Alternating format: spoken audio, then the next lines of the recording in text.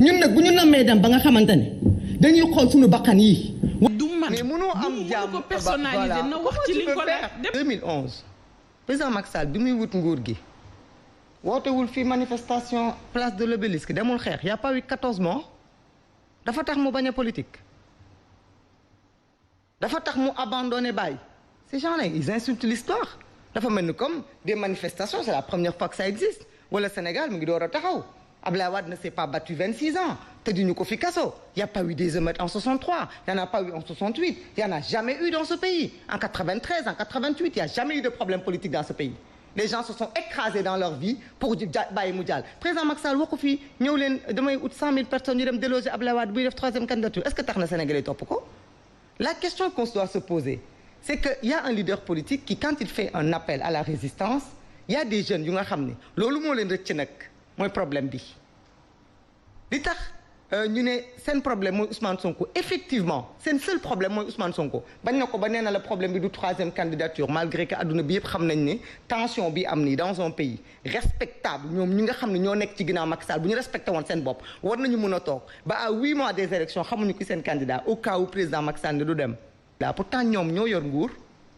ñoom ñoo yor le pouvoir ñoom ñoo yor la force publique ñoom ñoo yor les décrets ñoom ñoo yor l'état entre leurs mains mais nee nañu ñun ak ñoom ñoo yem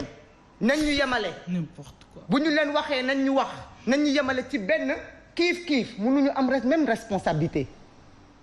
mënuñu am même responsabilité parce que on n'a pas les mêmes rôles. mais je pensais quand même que c'est un débat civilisé. Bien comme elle le dit mais bon su ñëwee ñu jox ko 1000 leçons à réciter mu bugg ko tari. dafay nekk problème na def ndànk muy tontu ci li may wax muy tontu ci li may wax ñu avancer ah parce que je pense que man c'est quand même assez arrogant. loolu mooy arrogance bi mu am moom. les gens disent. dañu nekk ci tànku jàmm dañu war a dox jàmm débat bi du man mais mënoo am jàmm ko personnaliser na wax ci li ko def débat bi du man quand tu as des gens qui ne veulent pas débattre man mi xool leen ko seen camp. Tu ne peux pas être dans un pays où tu gouvernes des gens où tu leur donnes même pas la liberté de dire ce qu'ils pensent mënoo leen sax déglu ñu wax nga encaisser lu ñu wax nga ne suñu waxee loo bax ma ngeer xam nga violence bi ñu yoree bi ñu nekkee di wër plateau télé depuis 2 ans gatsa lan di xas di saaga non di toroxal ay jullit di toroxal ay jaam non pas. bu fi téeméeri nit deewoon Macky Sall moom moo leen rey avec son ministre de l'intérieur Antoine Diome et je pèse mes mots parce que nag nee na dañ nekk ci réew moo xam ne judduwul tey Sénégal du yeeyu askan wi moo ko jur ce pays est né c'est une nation démocratique les gens se sont toujours levés battus pour maintenir la démocratie la liberté de manifester qu'on réclame aujourd'hui président Macky Sall l'a réclamé en 2011 on l'a réclamé avec lui en 2012 et ñun depuis 2011 qu'on se bat ici ci logique la ñu nekk logique bi ñu doon xeex te Macky Sall di ko xeex ak ñun xam nga mooy lan mooy que benn arrêté mënul nekk au-dessus de la constitution mooy ne constitution moo ñu tënk ñun ñëpp ñun même combat boobu la ñuy mëne lu waaye mën a neex nit nga tudd Abdoulaye Wade nga tudd Macky Sall nga tudd Abdou Diouf tous les combats démocratiques qui ont été menés dans ce pays qu'on se dise la vérité c'est pour faire respecter notre constitution ñun nag bu ñu nammee dem ba nga xamante ne dañuy xool suñu bakkan yi wala di xool ay plumes ñuy laisser ci combat bi pour ne pas faire respecter la constitution qui nous lie cette constitution qui fait qu'on soit une nation qui fait que nee na ay sa ñu accepter ñun ay nit nekk ci seen kër ñu tere leen déplacé wu nekk ci seen kër ñu tere leen yóbbu seen ay doom école nekk ci seen kër ñu tere seen ay jànk dem marché ñëw dugg toog nekk ci seen kër ñu tere leen dem julli ji jumaa ñu accepter ko parce que on est dans une république si on n'était pas dans une république aujourd'hui les gens allaient tirer des balles et se battre parce que au nom de quoi on peut empêcher des citoyens yoo xamante ne ils ne sont victimes d'aucune interdiction de circuler de quitter leur domicile autant de fois que la constitution devra être protégée nous marcherons